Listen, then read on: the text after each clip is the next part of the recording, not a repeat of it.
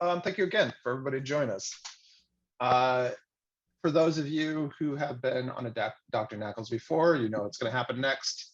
We date stamp these. So today we're recording this on May 24th, 2022. And the reason we do that is because we make these recordings available on NAACLS News or the YouTube page, and our compliance requirements can change up to twice a year, maybe more. So just a reminder that we're going to be talking a lot about some tips, some process stuff today, a little bit about compliance, but always check the website for the most up-to-date compliance documents. And also, if you have any questions, do contact NAACLS staff.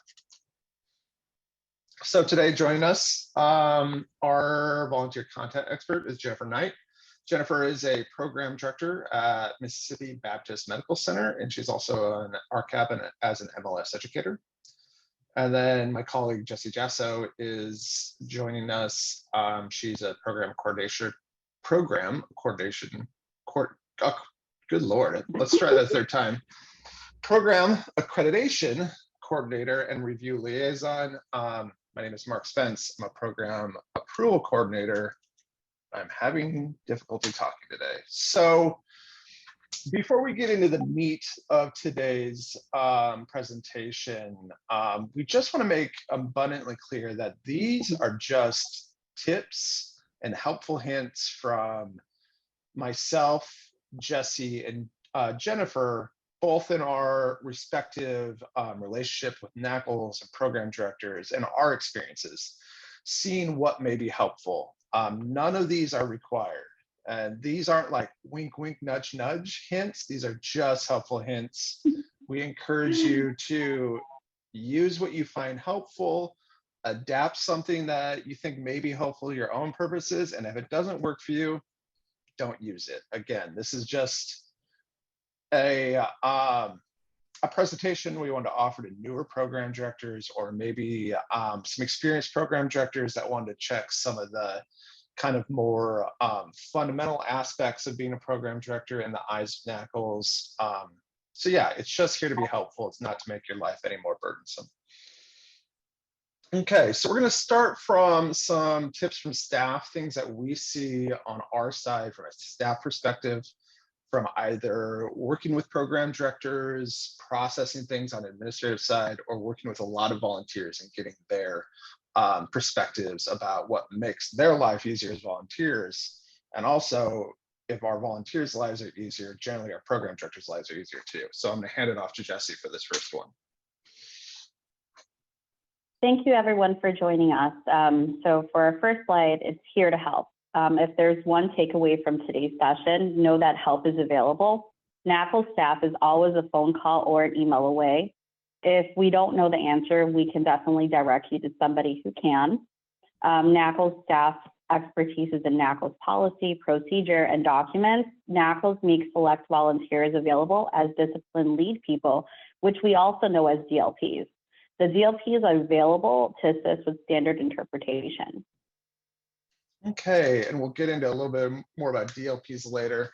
Jessie and I are going to be switching off for a little bit here. So one thing that I would recommend, or I'm going to recommend quite a few things, but we'll start with the first thing that I'll recommend is make sure to keep some very important documents. Keep all of your accreditation awards. Anytime you get something from the board of directors that says this is your board of director award, if it's signed by the board president and our CEO, you're going to want to keep that, because whether you have a clean award, meaning there's no citations, or if you have a progress report due, the items on that board award are what we hold you accountable for. So if you have a 10-year maximum award as an accreditation award, you're going to have information on there that tells you what you need for your interim report.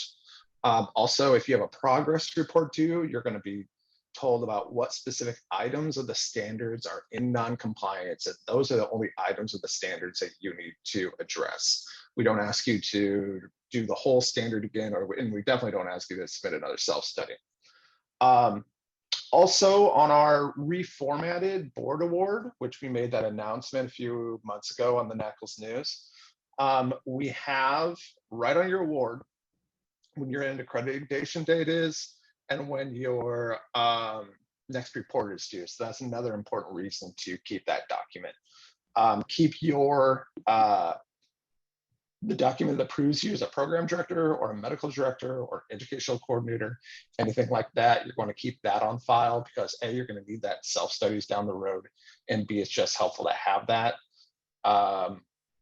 Keep copies of your surveys when you're done taking those and things of that nature. And really anything that you think may be useful for you down the road, you're going to want to keep.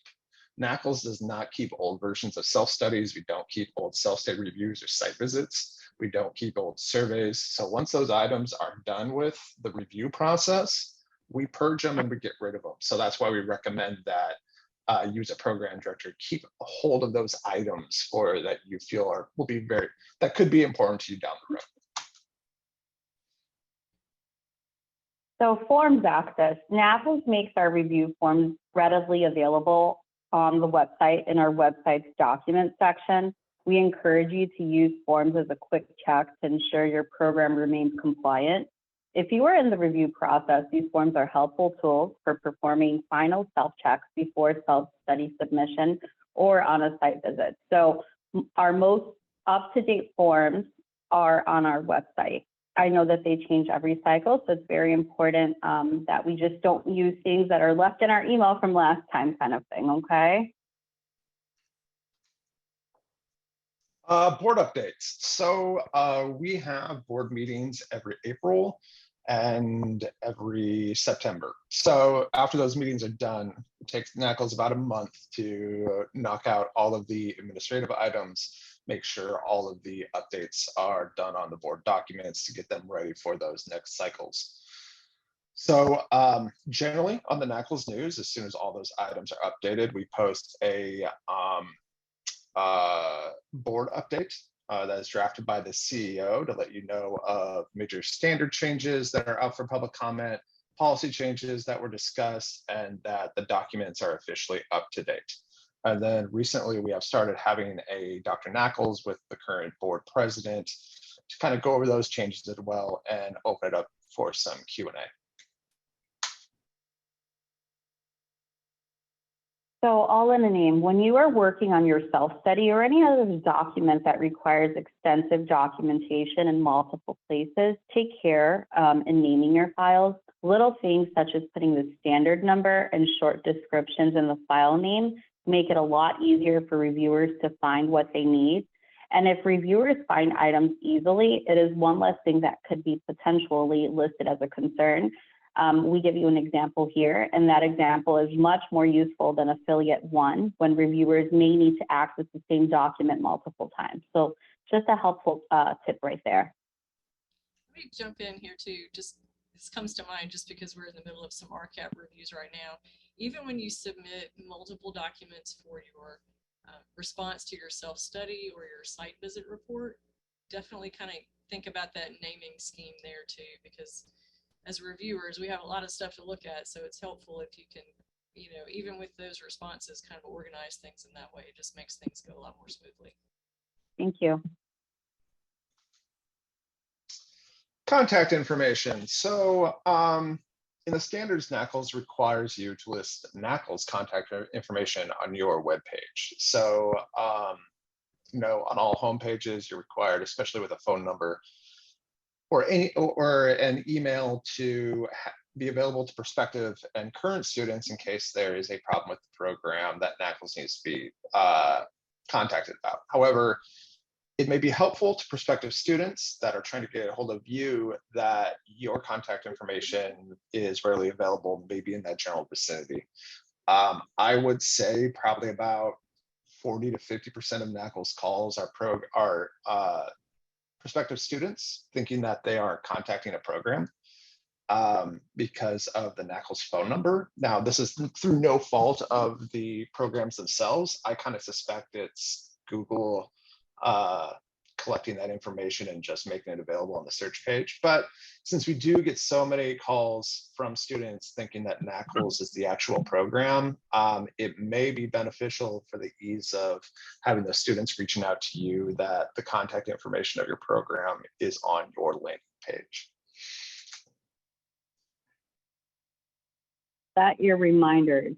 Once you receive your NAACLS Board of Directors accreditation decision, before putting NAACLS to the back of your mind, we recommend setting up some reminders for yourself, such as end accreditation date, self-study due date, 1 year until self-study, and if applicable to your program, even the interim reports or your progress reports, right?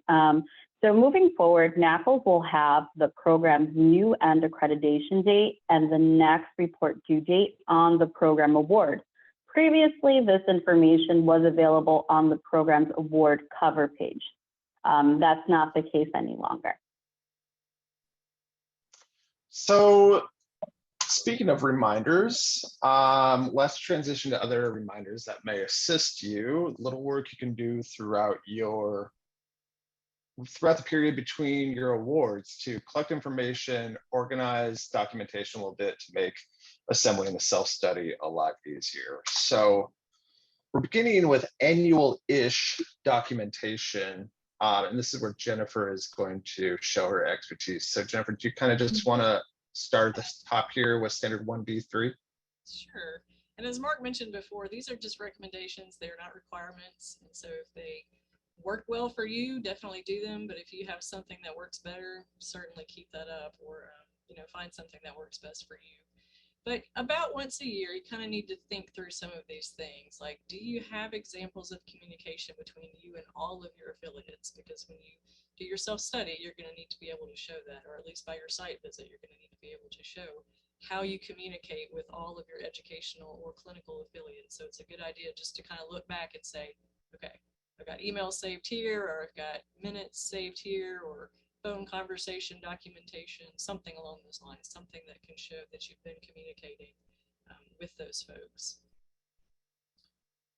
And then do you keep minutes? Go ahead. One tiny thing, Jennifer, because I'm sure a few people are thinking this right now. How many, do you want all the communications between affiliates? What do you want to see? How much of this do we need? And Jennifer, you can correct me if I'm wrong, but we're really looking for example.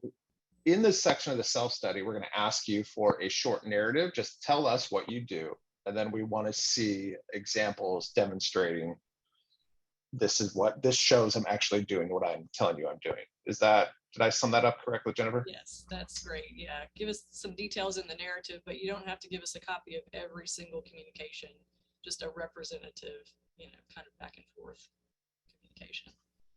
Okay, let's talk about 2C1 then. Minutes are good for a lot of different pieces of documentation throughout the self-study, but definitely 2C1.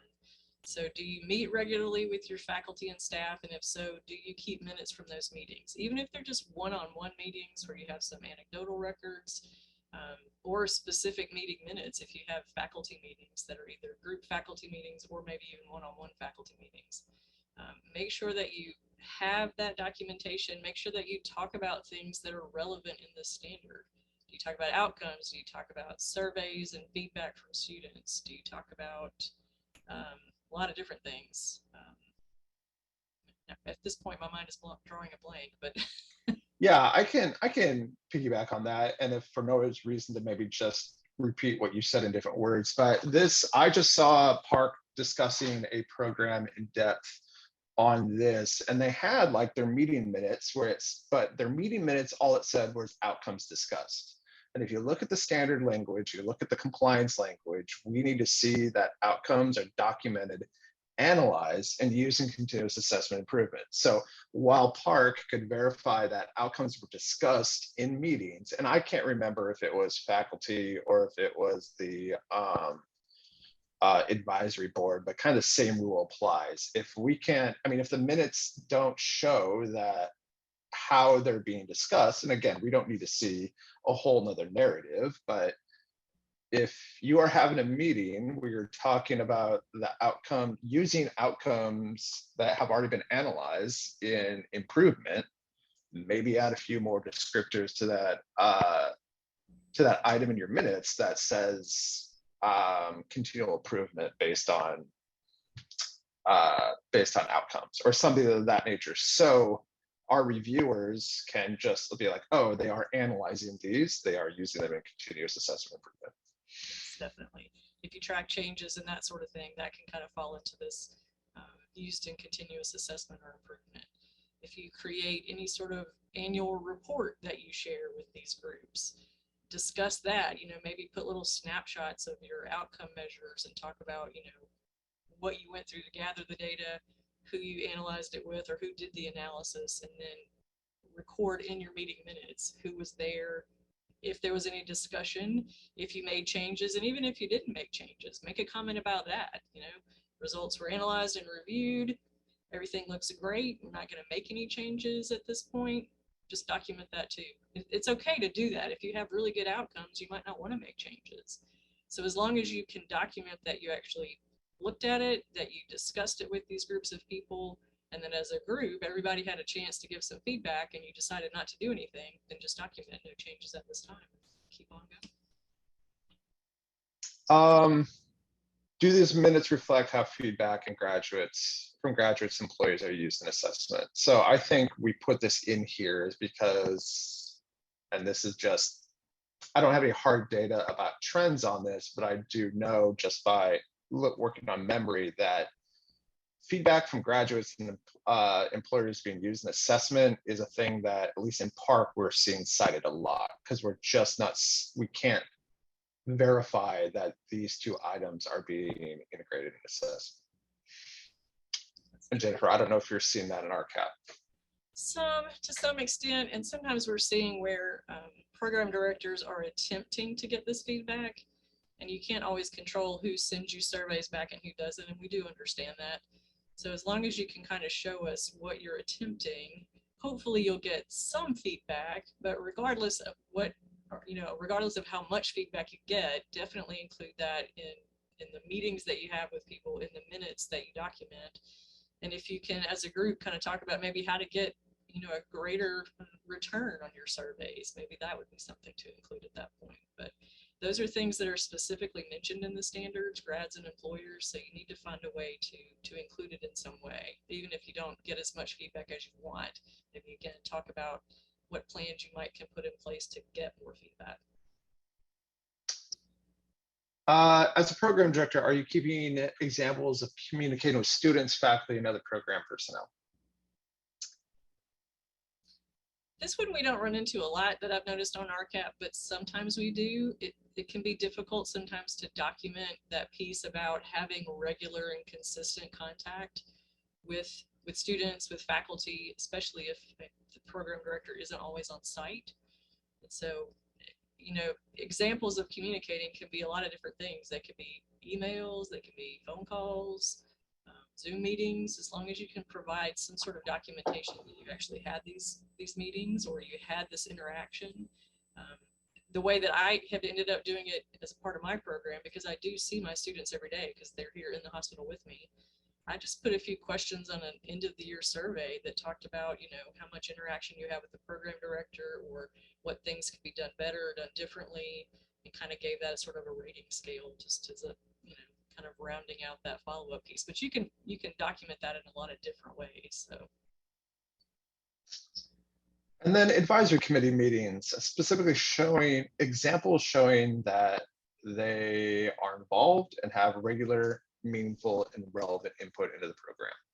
I think it's really important that you make sure that your advisory committee is seeing all of your outcomes, that you're talking about resource assessment in those meetings, and even with your faculty, but particularly with your advisory committee.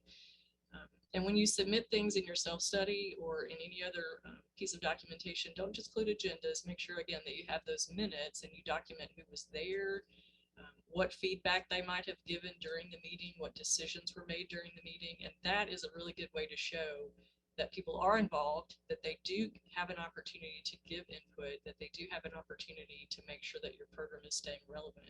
And you kind of also tick that box too on making sure that all the people who are involved, who are stakeholders in your program, do get to see those outcome measures, that you've analyzed them, that you've documented them, that you've talked about them, and decided whether or not you're going to make changes. So it's important not just to talk about that with your faculty, but also with your advisory committee.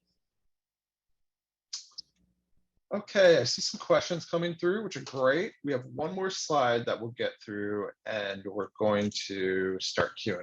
But if you do have questions, feel free to start dropping those in the Q&A box. So 1 year-ish until the self-study. So about a year before your self-study, you'll receive a notification of renewal from NAACLS staff.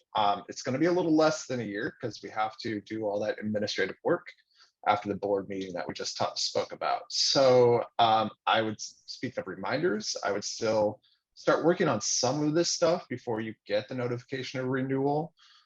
Some items in the compliance guide may change, but it's very, very rare where changes in the compliance guide actually make your life harder. The major changes in the compliance guide most recently are out of clarity, and B, committee members being like, I don't think we really need these materials anymore. Let's stop asking for them. But there's a lot of work that can be done before you get that compliance guide. First of all, are your affiliation agreements up to date, and will they still be active through your review process? So this seems pretty cut and dry, but Jennifer, I don't know if you want to share any experiences or things you see where programs aren't doing these kind of affiliation agreement checks. I would say definitely for new program directors, if you have never dealt with the legal department in your facility, please know going forward, it takes a really long time to get things pushed through legal. And don't forget, when you're thinking about affiliation agreements, it's not just the legal department at your facility, but it's going to be also a different legal department at the affiliation facility. And so it's always, you can never start on those too early from your side or from their side. So definitely at least a year out, just start taking a look at all the agreements that you have in place and making sure that they are going to be up to date by the time you need to submit a self-study and by the time you have a site visit, because your site visitors are probably going to do their own sort of self-study review anyway. And if those affiliation agreements have expired in between your self-study review and your site visit, they're going to ask you questions about that too. So it's never too early to get started looking at affiliation agreements. So standard 4A1, which I'm sure a decent amount of you may be dealing with right now. So 4A1 is that long list of items in the standards that we need to make sure are readily available to current and prospective students. I would make this easy on yourself. And when you hear the term current and prospective students, just think public, because anybody from the public is a prospective student. Can these documents be easily located by someone who is unfamiliar with your website and or your documents? So if there is a policy that you need to show, I always bring up this example. I had a reviewer on Park, and she's probably the most thorough reviewer I've ever met in my life. And I've met a lot of really thorough reviewers. And she called me exasperated one time, and she was like, Mark, I've been on this website for 2 hours and I cannot find this policy. And I said, Colette, if you had to look more than 15 minutes, you probably could have marked that as a non-compliance. So our reviewers, I mean, something that I always like to remind program directors, especially newer program directors that don't have a lot of experience with NAACLS, and I know that we can be very intimidating, is that the people you are being reviewed by your, on the self-study level, the site visit level, the review committee level, and largely the board of director level are program directors themselves. So they have been through this. They're not going to ask you for information that, again, is unnecessary. They don't want to cite you, and they don't want to see you come in non-compliance with standards. So they're going to do the due diligence in what they would hope somebody would review them under the same level of just time and thoughtfulness. So, but that being said, they're not all going to spend 2 hours on your website to try to find a tiny policy. And if program directors can't find it, people who are used to kind of academic websites or hospital websites, the public at large, who this policy is really for, is not going to be able to find it. So, Jennifer, did you have anything to add to that? Well, I'll say you don't have to put every single thing on your website. It is perfectly acceptable to say in some blanket statement somewhere that's easy to find, for further information about blah, blah, blah, please contact the program director, and then just make sure your contact information is readily apparent. So it's a good thing to have some things, you know, out there and easily accessible, but you don't necessarily want to put every single policy that you have out there because they might change. And I know how difficult it is to get websites updated. So it is perfectly acceptable to put some sort of blanket statement about if you need more information about, and then list out those things that might be listed in the standards. If you want more information about, I don't know, tuition or policies related to conduct or whatever, you know, just say, please contact the program director for that information. So that's not an issue at all.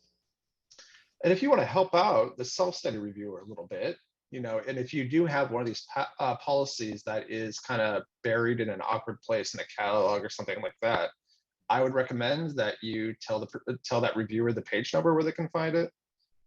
In your documentation, maybe once put the whole catalog for access, and then for those other items, maybe just the page. Maybe highlight the PDF of the things they want to find. The more you can direct reviewers to exactly what they need to see, the higher the likelihood is that they will find it, they won't miss it, because if they do miss it, you're just going to have to provide it again in the site visit with the self-study review response, things of that nature. So just point them directly to what they want to see so they can move on, because they really do just want to move on and get through it. So you have to put the same piece of information in multiple spots. That's okay.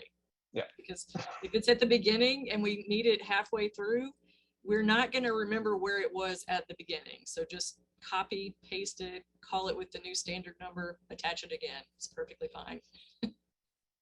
And notification and renewal, we already spoke about. But once you do get those NORs, take another look at it. Again, compliance guides can change a little bit.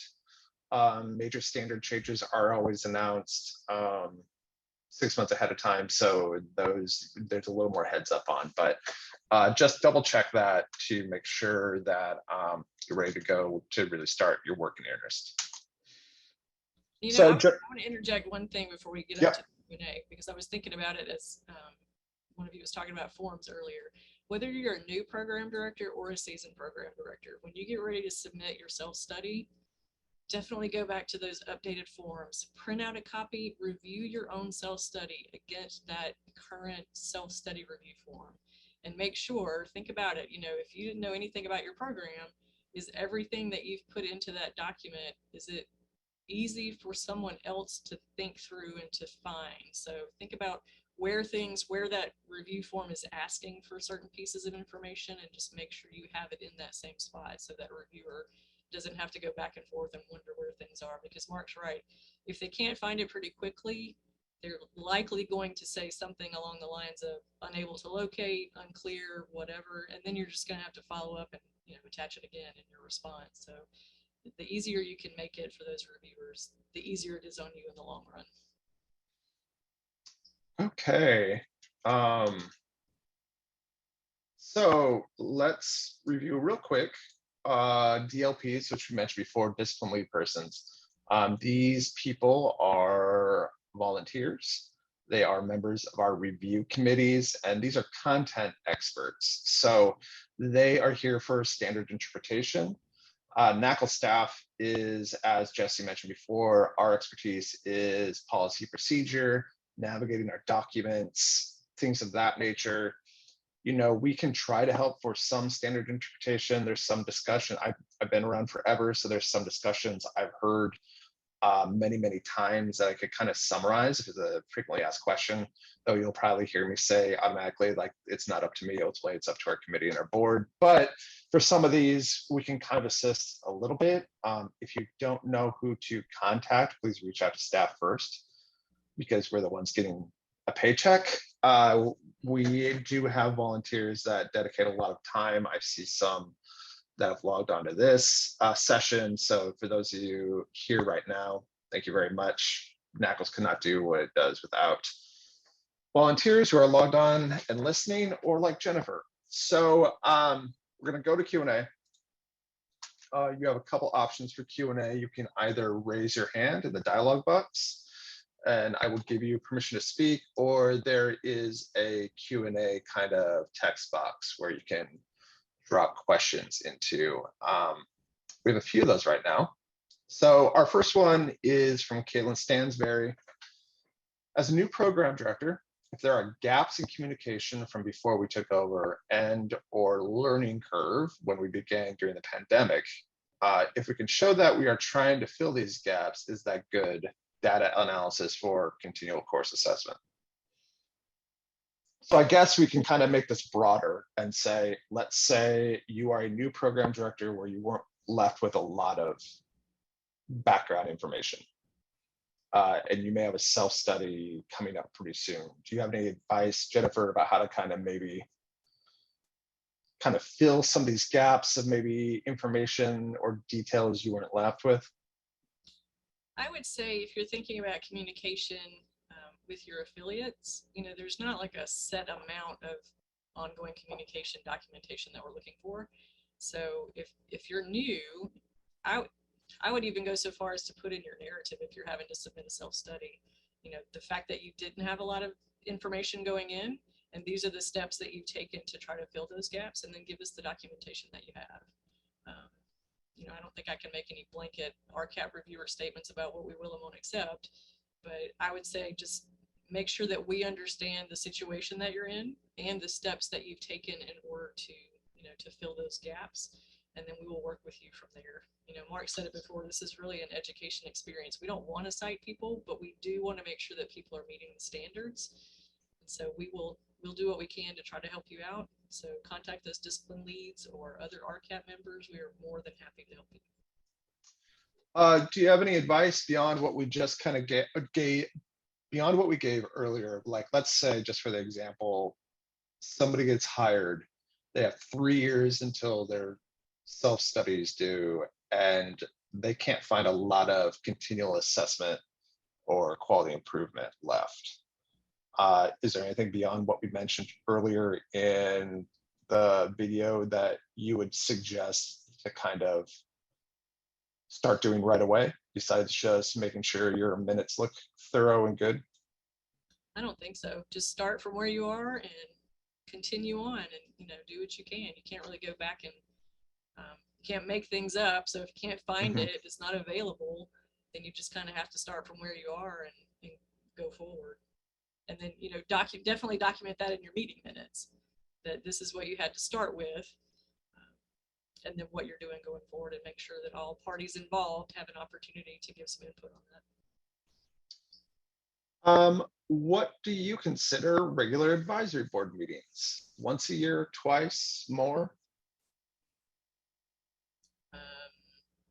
I would say at least once a year, but it depends really on your program and who's on your advisory board and how easy they are to access, I suppose, although with Zoom, it makes things a lot easier.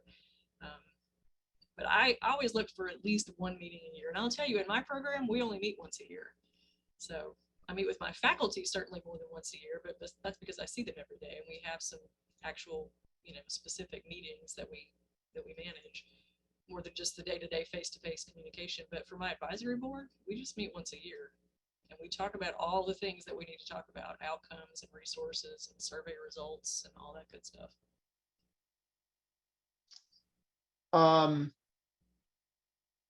This is a fun one. After self-studying getting a 10-year approval, what do we have to keep? I have inherited self-studies, memorandum of understandings, reviews, paperwork from 1993. What can I shred surrounding NAACLS requirement?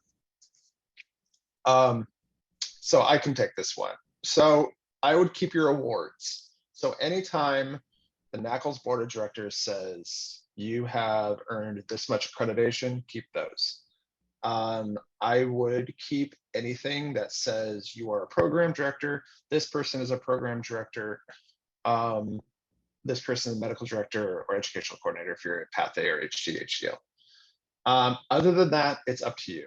First of all, NAACLS doesn't have any requirement that you keep anything. You can trash it all. Now, if you need to demonstrate you're a program director 5-7 years down the road, then I don't necessarily want you to think that NAACLS does keep that information, but we keep a lot of program director information, so it'd be a lot more convenient if you kept that information, to put a fine point on it. So but NAACLS doesn't require that you keep anything. I can tell you kind of philosophically that the way NAACLS approaches reviews is that even if you have a progress report due, once that progress report is satisfactory, you're an accredited program, period. Your next review is your next review. We try very hard that your previous review does not affect your upcoming review unless you have a clean review, and then you may be eligible for a larger award. But other than that, it's not like, well, this program got 2 citations before, make sure you really give it the once over. We don't approach accreditation like that. It's once you are either done with your review or you're done with your progress report and you receive a satisfactory progress report, and then you have time before your next self-study review, you kind of start from zero again.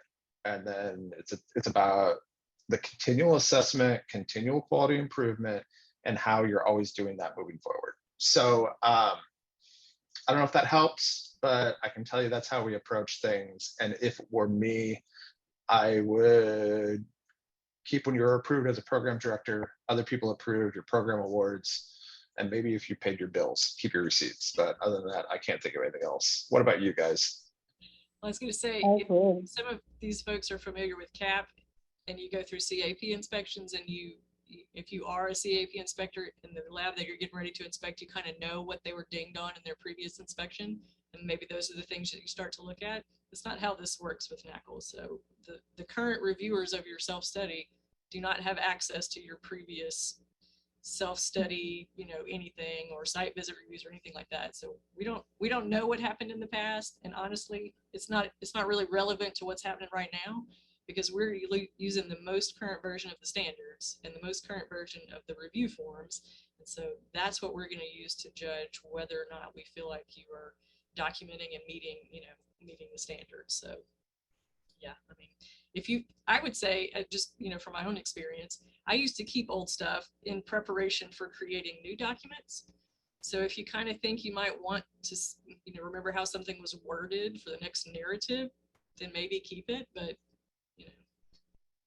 if things change in 10 years, standard wise, you may not need that information anyway. So keep it if you want to, just as in your back pocket, but I don't think you need to keep everything from 1993. I was going to say, I've definitely spoken to self-study reviewers that were like, this person copy and pasted what they had in the standards last time, and the compliances are completely different now. So if you do reuse it, just understand that you may have to do a little editing and refreshing.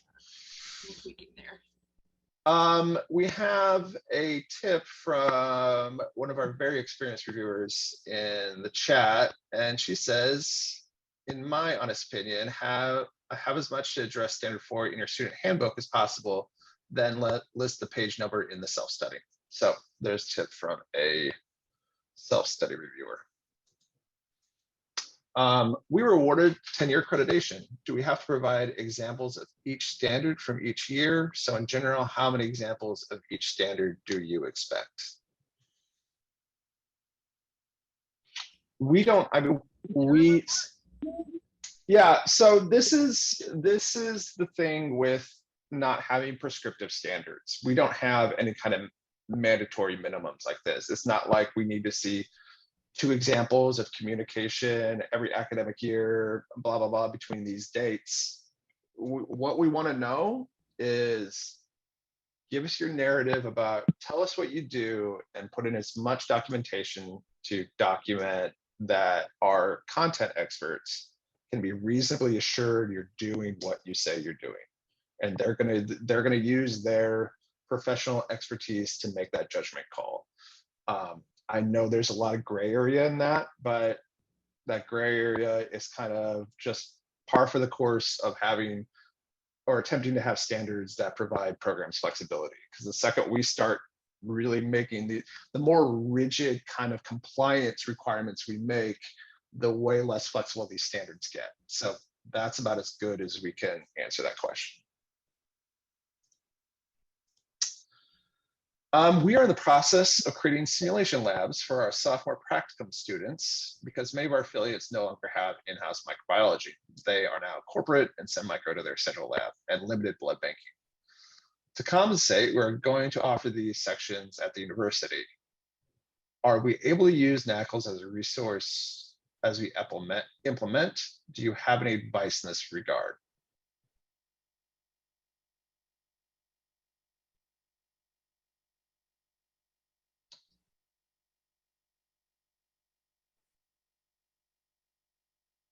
Do you have any thoughts on that, Jennifer? You need to process a little longer. I was thinking, it kind of sounds like you're asking if you have to have clinical rotations for those specific items, micro and blood banking. And, you know, the NAACLS standards don't say that. They do have a requirement for psychomotor objectives. So however you meet that is however you meet that, whether you do that in student lab or in a hospital type of setting, or however you choose to meet it, it's fine.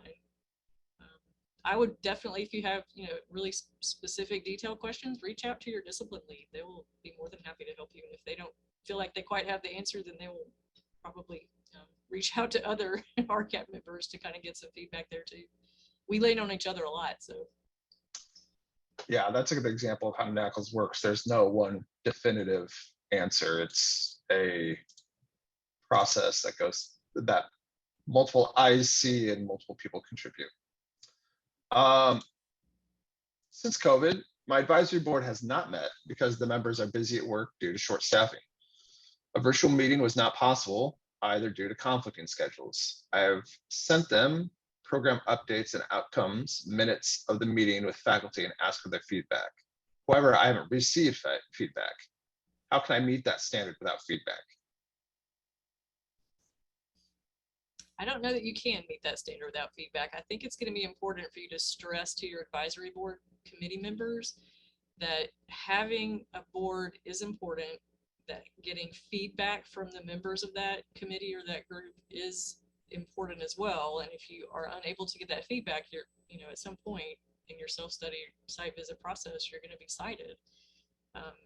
I don't have any problem personally with meetings via email. So if they could at some point just send you some kind of feedback, then that, would be acceptable documentation. But I think it's important for you to point out to them that this is a requirement in the standards, that your advisory board does have active, relevant input, or active input into keeping the program relevant and effective. So they're gonna have to provide it in some way. If they truly are unable to attend either an in-person or Zoom meeting and you just want to send this information out via email, I think that's fine.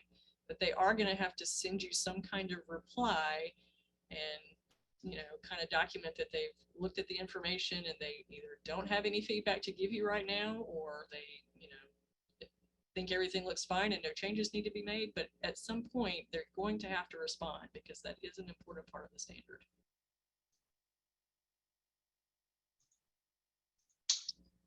Does NAACLS website offer organization-specific information such as accreditation cycle tracking to assist with setting up reminders? If you mean kind of an automated system, no. We pursued that. It did not go well, and we are not aggressively pursuing that at this point. If you mean just information about all programs and when information is due, we will have that information up on our website very, very soon. If you haven't seen that in the NAACLS news, and by the way, if you are not subscribed to the NAACLS news, subscribe. Any policy announcement, any communication that affects all programs comes through the NAACLS news. We do not have NAACLS news, and then the very, very important emails you really need to know about. It's all in the NAACLS news, and it's all very important. So one policy we did announce a couple of months ago is that NAACLS is going through a reformatting of our board award. So when I mean board award, that document that you get it's usually sent from NAACLS staff on behalf of the NAACLS staff. No, by the NAACLS staff on behalf of the president of the board of directors, that says this is how much accreditation you get, to oversimplify it a bit. So we reformatted those awards, as we mentioned a few times in this presentation, to include your end accreditation date and your next report due date. So if the progress reports, when your progress reports due, interim report, usually your interim report and your self-study due date are on at the same time. All of those board awards will be available on our Find a Program page this summer. So you will have access to those, and the public at large will have access to those. That is an initiative taken by NAACLS staff to being compliant to one of CHIA's standards. CHIA is the quality assurance agency we report to, as I'm sure you're all familiar with by now, especially with the changes we've made to our outcomes policy. So I don't know if that's specifically what you were asking about, Heather, but I thought I would take that occasion to, again, remind people of that policy change in case they missed that NAACLS news article. I think just to piggyback on what you were saying, Mark, another great suggestion for Heather, for anyone, I use my electronic calendar, like my Outlook calendar. And so when I need to plug in dates or when I need to remember, I'm waiting on this document to come in, I just enter the date. And since you're going to be getting your program award, or you might already have one, that might be an easy solution for you, whether it be, your work laptop or your personal cell phone. So electronic devices work great. You don't lose a piece of paper. So yeah, that's a great point. I would be very trying to find a work appropriate term. I would be very in trouble if I did not have my pop-up reminders on my calendar or something like that. I would be lost, and my boss would not be happy with me. So the only other thing I would add to that, Heather, as I ramble on, is that the only thing NAACLS does offer, kind of what you're asking about, and something that I mentioned before, but maybe Jesse and I didn't explain enough what it meant, was the notification of reminders. No, notification of reaccreditation. So what the NOR is, notification of reaccreditation, is that about a year before your self-studies due, it's closer to about 9 months with the way the internal calendar sets up with the board meetings. But about 9 months before your self-studies due, we will send you an email that includes the standards. Jesse, correct me if I'm wrong with these details, the standards, the self-study, and the standard compliance guide. Yes.